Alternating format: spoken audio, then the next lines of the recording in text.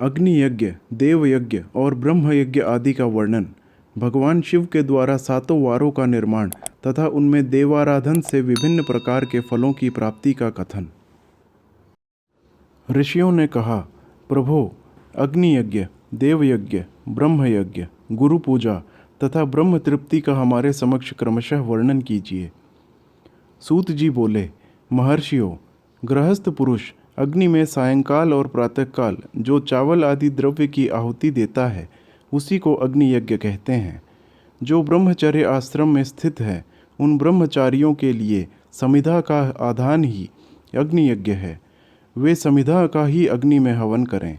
ब्राह्मणों, ब्रह्मचर्य आश्रम में निवास करने वाले द्विजों का जब तक विवाह न हो जाए और वे औपासनाग्नि की प्रतिष्ठा न कर लें, तब तक उनके लिए अग्नि में समिधा की आहुति, व्रत आदि का पालन तथा विशेष यजन आदि ही कर्तव्य है। यही उनके लिए अग्नि यज्ञ है। द्विजों, जिन्होंने बाह्य अग्नि को विसर्जित करके अपने आत्मा में ही अग्नि का आरोप कर लिया है, ऐसे वानप्रस्थियों और सन्यासियों के लिए यही हवन या अग्नि यज्ञ है कि वे विहित समय पर हितकर, परिमित और पवित्र अन्न का भोजन कर लें। ब्राह्मणों, सायंकाल की अग्नि के लिए दी हुई आहुति संपत्ति प्रदान करने वाली होती है, ऐसा जानना चाहिए, और प्रातःकाल सूर्य देव को दी हुई आहुति आयु की वृद्धि करने वाली होती है। यह बात अच्छी तरह समझ लेनी चाहिए। दिन में अग्निदेव सूर्य में ही प्रविष्ट हो जाते हैं, अतः प्रातःकाल सूर्य को दी हुई आहुति भी अग्नि यज्ञ के ही अंतर्गत है।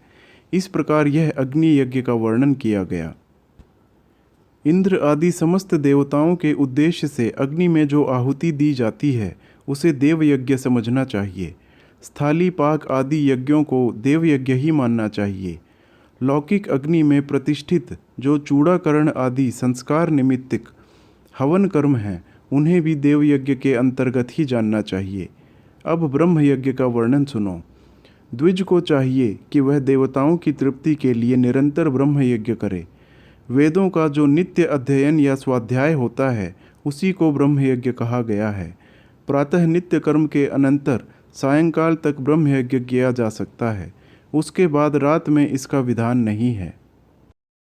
अग्नि के बिना देव यज्ञ कैसे संपन्न होता है, इसे तुम लोग श्रद्धा से और आदर पूर्वक सुनो। सृष्टि के आरंभ में सर्वज्ञ, दयालु और सर्वसमर्थ महादेव जी ने समस्त लोगों के उपकार के लिए वारों की कल्पना की। वे भगवान शिव संसार रूपी रोग को दूर करने के लिए वैद्य हैं, सबके ज्ञाता और समस्त औषधों के भी औषध हैं।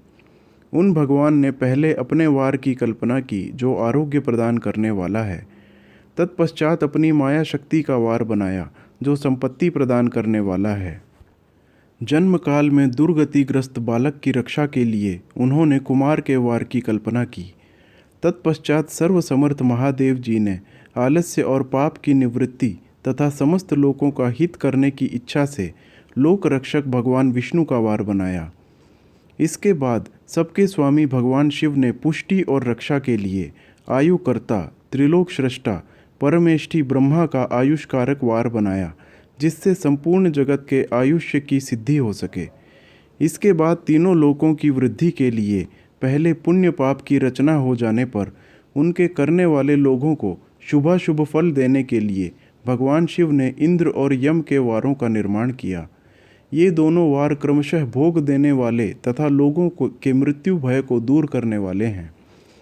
इसके बाद सूर्य आदि 7 ग्रहों को, जो अपने ही स्वरूप रूप तथा प्राणियों के लिए सुख दुख के सूचक हैं, भगवान शिव ने उपर्युक्त 7 वारों का स्वामी निश्चित किया। वे सब के सब ग्रह नक्षत्रों के ज्योतिर्मय मंडल में प्रतिष्ठित हैं। शिव के वार या दिन के स्वामी सूर्य हैं। शक्ति संबंधी वार के स्वामी सोम हैं। कुमार संबंधी दिन के अधिपति मंगल हैं। विष्णु वार के स्वामी बुध हैं। ब्रह्मा जी के वार के अधिपति बृहस्पति हैं।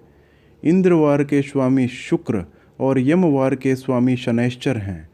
अपने अपने वार में की हुई उन देवताओं की पूजा उनके अपने अपने फल को देने वाली होती है। सूर्य आरोग्य के और चंद्रमा संपत्ति के दाता हैं। मंगल व्याधियों का निवारण करते हैं। बुध पुष्टि देते हैं। बृहस्पति आयु की वृद्धि करते हैं। शुक्र भोग देते हैं और शनैश्चर मृत्यु का निवारण करते हैं। ये 7 वारों के क्रमशः फल बताए गए हैं जो उन उन देवताओं की प्रीति से प्राप्त होते हैं। अन्य देवताओं की भी पूजा का फल देने वाले भगवान शिव ही हैं। देवताओं की प्रसन्नता के लिए पूजा की 5 प्रकार की पद्धति बनाई गई। उन उन देवताओं के मंत्रों का जप यह पहला प्रकार है। उनके लिए होम करना दूसरा, दान करना तीसरा तथा तप करना चौथा प्रकार है। किसी वेदी पर, प्रतिमा में, अग्नि में अथवा ब्राह्मण के शरीर में आराध्य देवता की भावना करके 16 उपचारों से उनकी पूजा या आराधना करना 5वां प्रकार है। इनमें पूजा के उत्तरोत्तर आधार श्रेष्ठ हैं। पूर्व के अभाव में उत्तरोत्तर आधार का अवलंबन करना चाहिए। दोनों नेत्रों तथा मस्तक के रोग में और कुष्ठ रोग की शांति के लिए भगवान सूर्य की पूजा करके ब्राह्मणों को भोजन कराए। तदनंतर 1 दिन, 1 मास, 1 वर्ष अथवा 3 वर्ष तक लगातार ऐसा साधन करना चाहिए। इससे यदि प्रबल प्रारब्ध का निर्माण हो जाए तो रोग एवं जरा आदि रोगों का नाश हो जाता है। इष्ट देव के नाम मंत्रों का जप आदि साधन वार आदि के अनुसार फल देते हैं। रविवार को सूर्यदेव के लिए, अन्य देवताओं के लिए तथा ब्राह्मणों के लिए विशिष्ट वस्तु अर्पित करें।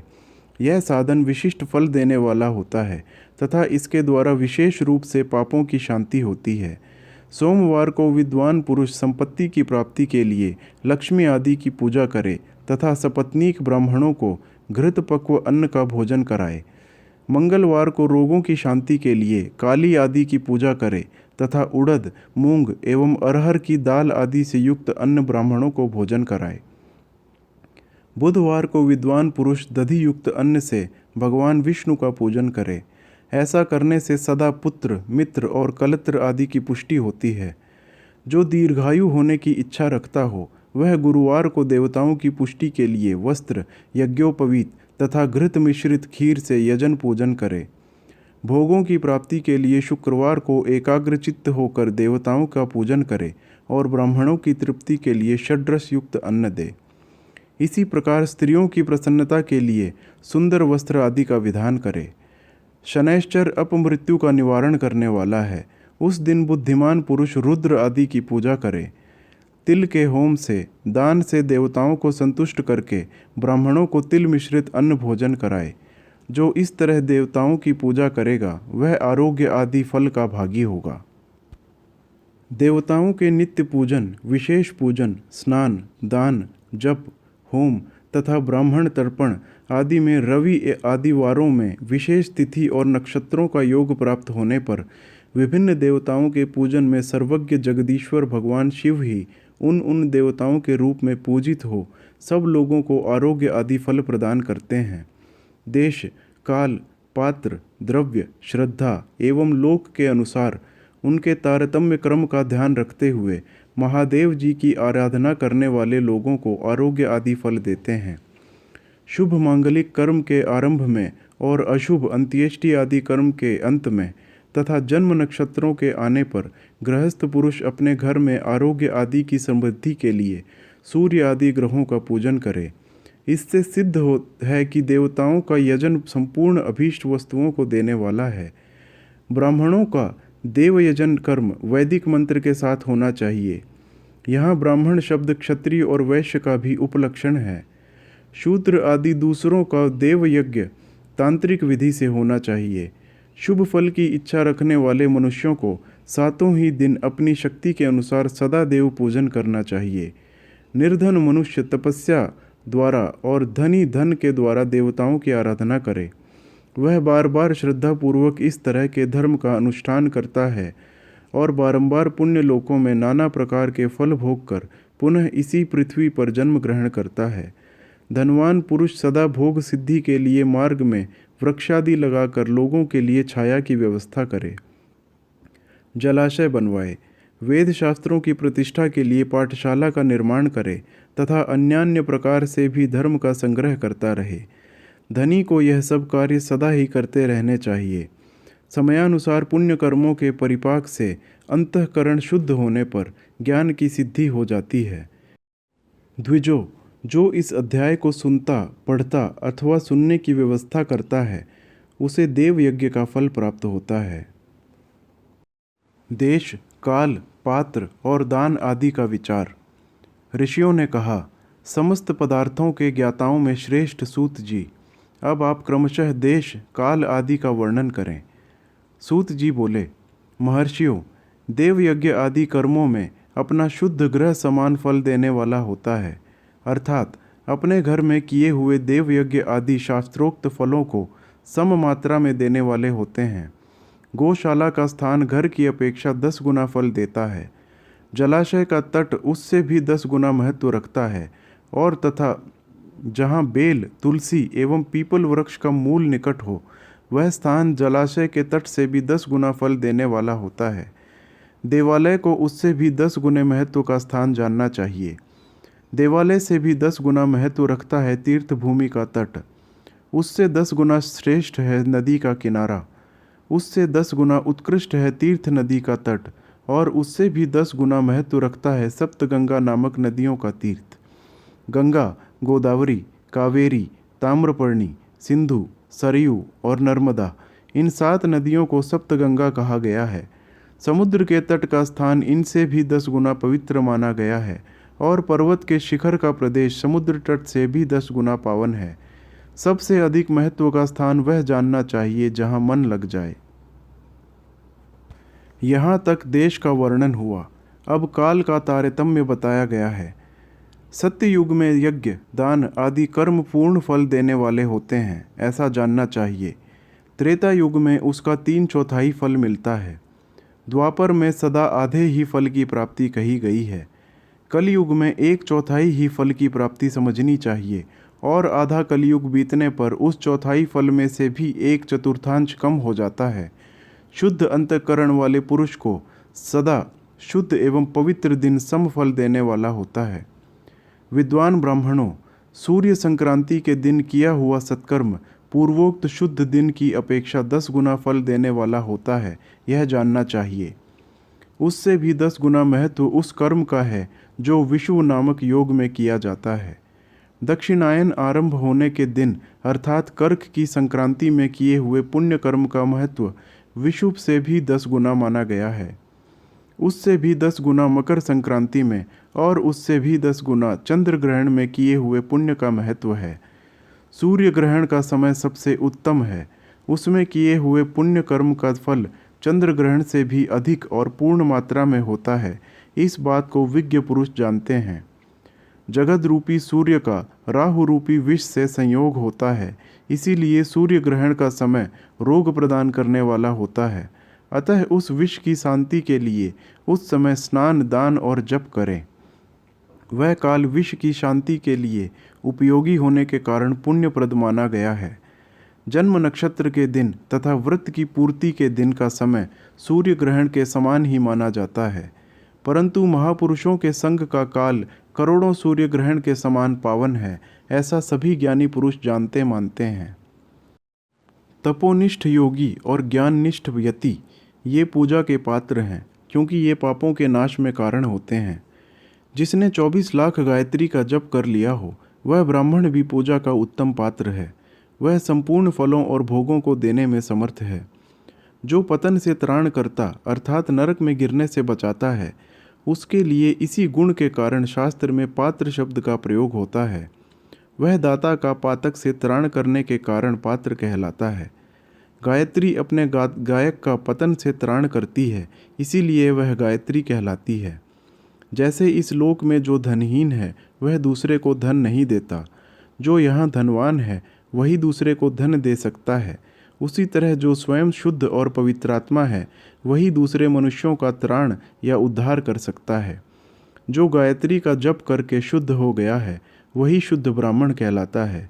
इसीलिए दान, जप, होम और पूजा सभी कर्मों के लिए वही शुद्ध पात्र है। ऐसा ब्राह्मण ही दान तथा रक्षा करने की पात्रता रखता है।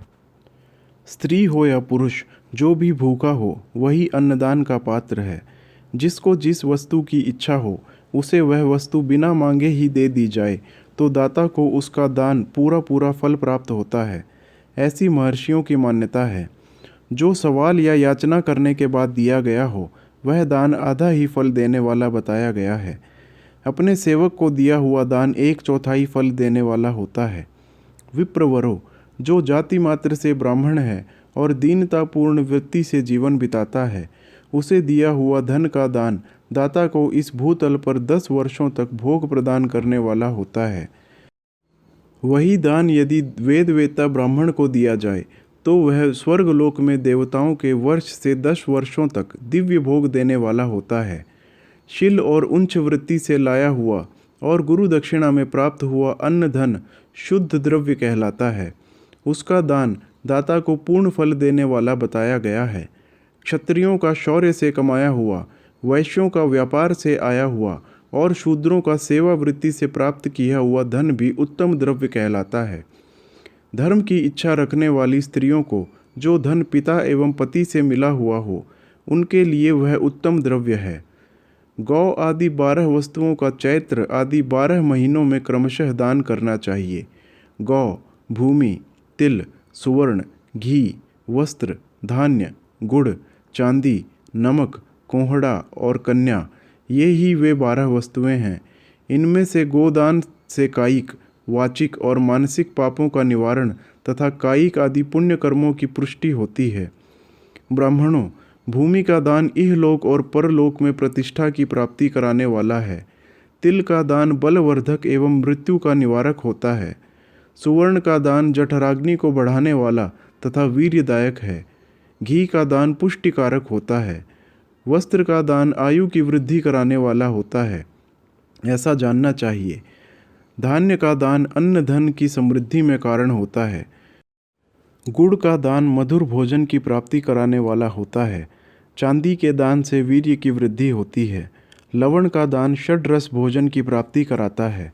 सब प्रकार का दान सारी समृद्धि की सिद्धि के लिए होता है। विज्ञ पुरुष कूष्मांड के दान को पुष्टिदायक मानते हैं। कन्या का दान आजीवन भोग देने वाला कहा गया है। ब्राह्मणों, वह लोक और परलोक में भी संपूर्ण भोगों की प्राप्ति कराने वाला है। विद्वान पुरुष को चाहिए कि जिन वस्तुओं से श्रवण आदि इंद्रियों की तृप्ति होती है, उनका सदा दान करे। श्रोत्र आदि 10 इंद्रियों के जो शब्द आदि 10 विषय हैं, उनका दान किया जाए तो वे भोगों की प्राप्ति कराते हैं तथा दिशा आदि इंद्रिय देवताओं को संतुष्ट करते हैं। वेद और शास्त्र को गुरुमुख से ग्रहण करके गुरु के उपदेश से अथवा स्वयं ही बोध प्राप्त करने के पश्चात जो बुद्धि का यह निश्चय होता है कि कर्मों का फल अवश्य मिलता है, इसी को उच्च कोटि की आस्तिकता कहते हैं। भाई बंधु अथवा राजा के भय से जो आस्तिकता बुद्धि या श्रद्धा होती है, वह कनिष्ठ श्रेणी की आस्तिकता है। जो सर्वथा दरिद्र है, इसीलिए जिसके पास सभी वस्तुओं का अभाव है, वह वाणी अथवा कर्म द्वारा यजन करे। मंत्र, स्तोत्र और जप आदि को वाणी द्वारा किया गया यजन समझना चाहिए तथा तीर्थ यात्रा और व्रत आदि को विद्वान पुरुष शारीरिक यजन मानते हैं। जिस किसी भी उपाय से थोड़ा हो या बहुत देवतार्पण बुद्धि से जो कुछ भी दिया अथवा किया जाए, वह दान या सत्कर्म भोगों की प्राप्ति कराने में समर्थ होता है। तपस्या और दान, ये 2 कर्म मनुष्य को सदा करते रहने चाहिए तथा ऐसे ग्रह का दान करना चाहिए जो अपने वर्ण और गुण से सुशोभित हो। बुद्धिमान पुरुष देवताओं की तृप्ति के लिए जो कुछ देते हैं, वह अतिशय मात्रा में और सब प्रकार के भोग प्रदान करने वाला होता है। उस दान से विद्वान पुरुष इहलोक और परलोक में उत्तम जन्म और सदा सुलभ होने वाला भोग पाता है। ईश्वरार्पण बुद्धि से यज्ञ दान आदि कर्म करके मनुष्य मोक्ष फल का भागी होता है।